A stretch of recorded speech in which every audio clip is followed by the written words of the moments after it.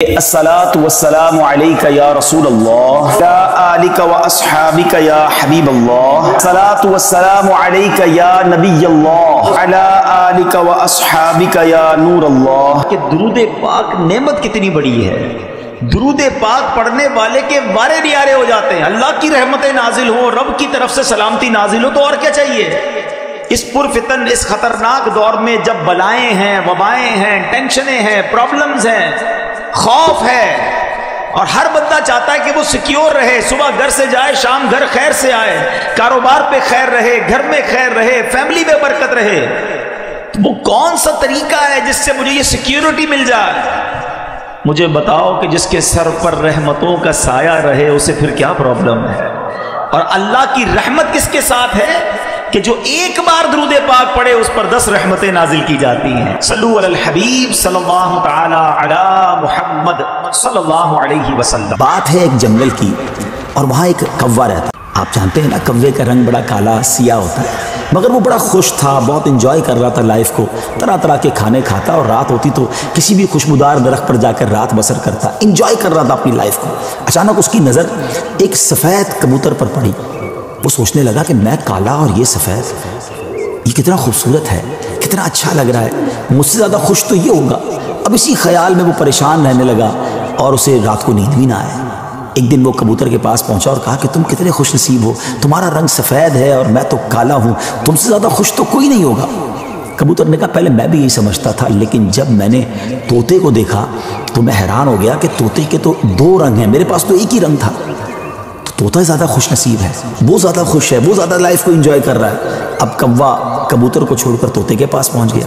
कहा तोते तुम तो ज़्यादा एंजॉय करते होगे, कितने खुश होगे कि तुम्हारे पास तो 2 रंग हैं जिस्म पर, तुम्हारी बॉडी बहुत खूबसूरत लगती होगी। तो तोता कहता है कि पहले तो मैं लाइफ को बड़ा एंजॉय करता था कि वाकई मैं बड़ा रंग बिरंगी हूँ, मगर जब मैंने मोर को देखा ना तो मोर तो कई सारे रंग लिए हुए हैं, इतना खूबसूरत है कि उसको देखकर मुझे लगा कि मैं तो कुछ भी नहीं हूँ। अब कौवा उड़ते उड़ते पहुंच गया मोर के पास। मोर चिड़ियाघर के एक पिंजरे में मौजूद था। पहले तो वो इंतजार करता रहा क्योंकि बहुत सारे लोग मोर को देखने आए थे। जब सारे लोग देखकर चले गए तो कौवा मोर के पास गया कि ऐ मोर, जरा ये तो बताओ तुम कितने खुश हो, कितने रंग हैं तुम्हारे पास, तुम कितने खूबसूरत हो। मोर कहता है पहले तो मैं यही समझता था कि हाँ मैं बहुत खूबसूरत हूँ, मगर फिर मैंने गौर किया कि इसी खूबसूरती की वजह से तो चिड़ियाघर में मैं कैद हो गया हूँ। रोज़ाना हज़ारों लोग मुझे देखने आते हैं मगर मैं आज़ाद नहीं हूँ। और फिर मैंने बड़ा गौर किया कि वो कौन सा परिंदा है जो चिड़ियाघर में कैद नहीं है। तो मुझे समझ आई कि कौवा ही एक परिंदा ऐसा है जो चिड़ियाघर में कैद नहीं होता, उसको कोई कैद नहीं करता। नाज़रीन, कौवे ने जब ये सुना तो उसे एहसास हुआ कि मैं भी अपनी जगह पर वाकई खुश नसीब हूँ। अब यहाँ बज़ाहिर तो ये एक फ़र्ज़ी वाक़या है, लेकिन अगर इसको हम अपनी ज़िंदगियों पर इम्प्लीमेंट करें, अपने बारे में सोचें, हमारे पास बहुत कुछ है, लेकिन जब किसी को हमसे ज़्यादा वाले को हम देखते हैं ना तो हमें अपनी चीज़ें कमतर नज़र आने लगती हैं। अपना घर छोटा लगने लगता है, अपनी मोटरसाइकिल, अपनी गाड़ी, अपनी साइकिल वो हमें बड़ी कमतर लगती है जब किसी की बड़ी गाड़ी देखते हैं, किसी का बड़ा घर देखते हैं, किसी की लाइफ स्टाइल को देखते हैं। जो है उस पर इंजॉय नहीं करते बल्कि उस पर शिकवा करते हैं, नाशुक्री करते हैं। इस तरह ज़िंदगी नहीं गुजरेगी। अगर आप हमेशा अपने से आगे वालों को देखते रहेंगे तो परेशान ही रहेंगे। अगर आपने मवाजना करना ही है, कंपैरिजन करना ही है, तो अपने से कमतर लोगों को देखें ना। कई लोग बड़ी मुश्किल ज़िंदगी गुजार रहे हैं। अल्लाह ने मुझे और आपको बहुत खुशहाल रखा है। जी हाँ, अब भी हम लाखों करोड़ों से अच्छे हैं, लेकिन मसला ये कि हमें तो आगे वालों को देखकर डिमोरलाइज होना होता है। शुक्र अदा कीजिए और सुभान अल्लाह, मेरे रब का तो वादा भी है ना कुरान में, ल इन शकरतुम ल अज़ीदन्नकुम, तुम मेरा शुक्र अदा करो मैं तुम्हें और दूंगा। तो जब आप अल्लाह का शुक्र अदा कर रहे होते हैं ना कि या अल्लाह तूने मुझे करोड़ों से अच्छा बनाया, तो वो और अता फरमाता है, आप और आगे बढ़ते हैं। तो बहरहाल ये छोटी सी हिकायत है, अल्लाह करे इससे सबक लें, नाशुक्री छोड़ दें और शुक्र अदा करने वाले बन जाए। आज हम में से बहुत सौ का प्रॉब्लम ये है, अल्लाह ने मुझे और आपको बहुत कुछ दिया मगर हमारे पास जो नहीं है ना, हम उसकी टेंशन में जिंदगी गुजार रहे हैं। जो है उस पर एंजॉय क्यों नहीं करते। हम किसी के घर जाएं तो अपना घर छोटा लगने लग जाता है। अरे ये जो रेस है ये कभी खत्म नहीं होगी। अरे अल्लाह ने तो तुम्हें दिया, उस पर एंजॉय कब करोगे, उस पर शुक्र कब अदा करोगे। जिस दिन ये बात आपको समझ आ गई कि जो मेरे पास है वो मेरा है और वो करोड़ों से ज्यादा है। हम घर में तो रहते हैं, लोग झोपड़ियों में रहते हैं। अरे झोपड़ी में रहने वाला बंदा अल्लाह का शुक्र अदा करे कि बंदे तो रोडों पे सो रहे हैं, नालियां लगी हुई है, लोगों को तरह तरह की बीमारियां हैं। खुदारा शुक्र अदा करने वाले बनो, वरना लाइफ की इंजॉयमेंट खत्म हो जाएगी। एक और एग्जांपल से बात समझाता हूं। एक गरीब आदमी था, पैदल जॉब पे जाता था, 1 घंटा 1.5 घंटा लगता था। कहने लगा यार काश साइकिल मिल जाए तो ये रास्ता आधा हो जाए। पैसे जमा करके जोड़ जोड़ जोड़ साइकिल ले ली। बहुत खुश हुआ, अल्लाह ने साइकिल दे दी। साइकिल सबसे बड़ी नेमत थी उसके लिए। पैडल मारता था, 40 मिनट में पहुंच जाता था। एक दिन सिग्नल पे वो साइकिल खड़ी हुई तो बराबर में मोटरसाइकिल आके खड़ी हुई। कहता यार ये कौन सी सवारी है, पैडल मार मार के थक जाता हूं, देखो ये सवारी है। एक किक मारता है, कैसे जनाब स्कूटर जाती है। असल तो सवारी है मेरी, तो ये बेकार सवारी, कुछ भी हो जाए मोटरसाइकिल लेनी है। अब उसके लिए पैसे जोड़े, उसके लिए जनाब उसने कुछ कर्जा भी लिया, मोटरसाइकिल ली। थोड़े दिनों के बाद मोटरसाइकिल सिग्नल पर रुकी तो बराबर में आके गाड़ी रुकी। कहता ये कौन सी सवारी है, सारा दिन मिट्टी में धूप में घूमता हूं, असल तो ये सवारी है। मुश्किल से कर्जा लिया, सूदी पैसे लिए, छोटी सी मेहरान गाड़ी ले ली। अब जब मेहरान में घूमता रहा, थोड़े दिनों बाद गाड़ी सिग्नल पर रुकी तो बराबर में करोला आके खड़ी हुई। तो लगा यार ये मेरी कौन सी गाड़ी, वो एयर कंडीशन वाली, इसमें तो शीशे भी खुद चढ़ाने पड़ते हैं। हर उस बंदे को अपनी चीज कमजोर लगने लगती है जब वो दूसरों की चीजों पर नजर रखता है। हालांकि ये वही चीज थी कि जिसकी मैं और आप तमन्ना कर रहे थे। अगर लाइफ सुकून वाली गुजारनी है ना, तो उलमा बड़ी प्यारी बात फरमाते हैं कि नेमतों अपने से पीछे वालों को देखें और नेकियों में अपने से आगे वालों को देखें।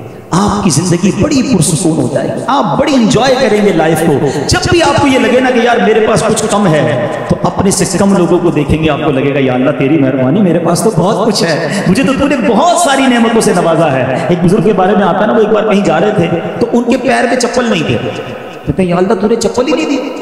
थोड़ी देर हुई तो एक बंदा करीब से गुजरा, उसके पैर ही नहीं थे। या अल्लाह तेरी मेहरबानी, मुझे पैर तो दिए। कंपटीशन जरूर करें, मगर घर में, गाड़ी में, बंगले में, फैक्ट्री में, दुनिया में नहीं। करना है तो नेकियों में करें ना। भूल गए आप गज़वा तबूक, जब हजरत उमर फारूक रज़ी अल्लाह तआला अन्हु थोड़े से पैसे थे। आज हाल क्या है, बंदे के पास थोड़े पैसे आ जाए, कहता बड़े अरमान थे, वो गुनाह अभी तक नहीं किया, अब पैसे आए हैं, अब मैं वो करूंगा। हजरत उमर के पास थोड़े पैसे आए थे, कहते हैं आज मौका मिला है अबू बकर सिद्दीक से आगे बढ़ने के लिए। क्या किया, नबी पाक के पास अपना 50% वेल्थ लेके चले गए कि हुजूर अल्लाह के दीन के लिए लाया हूं। है उमर क्या लाए हो? क्या हुजूर 50% लाया हूं। घर वालों के लिए क्या छोड़ा है? आधा घर वालों के लिए छोड़ा है। हजरत उमर कहते हैं मैंने सोच लिया कि आज शायद मैं हजरत अबू बकर से नेकियों में आगे बढ़ जाऊंगा। मगर ये कैसा शानदार कंपटीशन था कि हजरत अबू बकर सिद्दीक जब आते हैं तो सामान लेकर आते हैं। मेरे आका कहते हैं अबू बकर क्या लाए हो? क्या हुजूर घर में जो कुछ था सब ले आया हूं। ए अबू बकर घर वालों के लिए क्या छोड़ा है? क्या हुजूर घर वालों के लिए अल्लाह और उसका रसूल काफी है।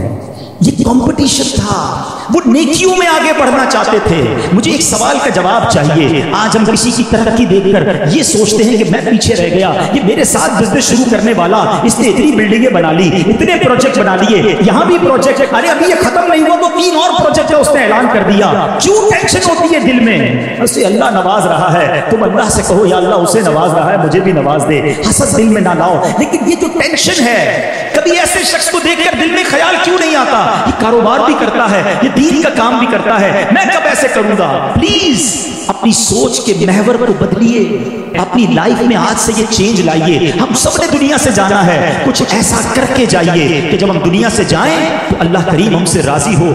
अल्लाह के प्यारे हबीब अलैहिस्सलाम फरमाते हैं इजअलू फी बुयूतिकुम मिन सलातिकुम वला तत्तखिदुहा कुबूरा। फरमाया कुछ नमाज घर में भी पढ़ा करो, घरों को कब्रिस्तान न बना दो। इसका मतलब ब्यूटीफुल हाउस है, एक्स्ट्रा एम्बियंस है, शानदार फर्नीचर है, सब कुछ है मेरे और आपके घर में, स्टैंड बाय जनरेटर्स हैं, और अगर नमाज नहीं है ना तो वो घर कब्रिस्तान है। हम समझ रहे इतना लग्जरी घर को कब्रिस्तान, नबी ये पाक फरमा रहे हैं कि घर में नमाजें पढ़ो। ये मर्दों के लिए तो यही हुक्म होगा कि मस्जिद में आके पढ़ें, मगर कुछ नवाफिल घर में भी पढ़ें, कभी शराक चाश पढ़ें, कभी तहज्जुद पढ़ें, कभी दीगर नमाज के नवाफिल पढ़ें। मगर खवातीन घर की, बच्चे, यानी घर में अल्लाह करे ऐसा माहौल हो कि जब नमाजों का वक्त आए तो एक कमरे से तिलावत की आवाज़ आ रही हो, कहीं से नमाजों की पता चल रहा हो। माशाअल्लाह कितने खुश नसीब है वो लोग जो घर जाते हो तो घर वाले नमाजें पढ़ रहे हैं। अभी होगा ये माहौल। Why I took this topic कि अभी माशाल्लाह कई घरों में ये माहौल बन चुका होगा कि चले कुछ नमाजें हो रही होंगी, कुछ घर में तिलावत भी हो रही होगी, पर लेट्स कंटिन्यू। ऐसा नहीं फरमाया नबी पाक ने कि साल में एक बार नमाजें पढ़ो। फरमाया अपने घर को कब्रिस्तान न बनाओ, उसमें नमाजें पढ़ो। ऐ मेरे प्यारे इस्लामी भाइयों, एक और जगह प्यारे आका फरमाते हैं अक्रिमू बुयूतकुम बिबादी स्वलातिकुम, यानी कुछ नमाजों के जरिए अपने घरों की इज्जत बढ़ाओ। आप चाहते हैं ना घर की इज्जत बढ़े, आए है जिस घर में नमाजें होती हैं, नबी पाक ने फरमाया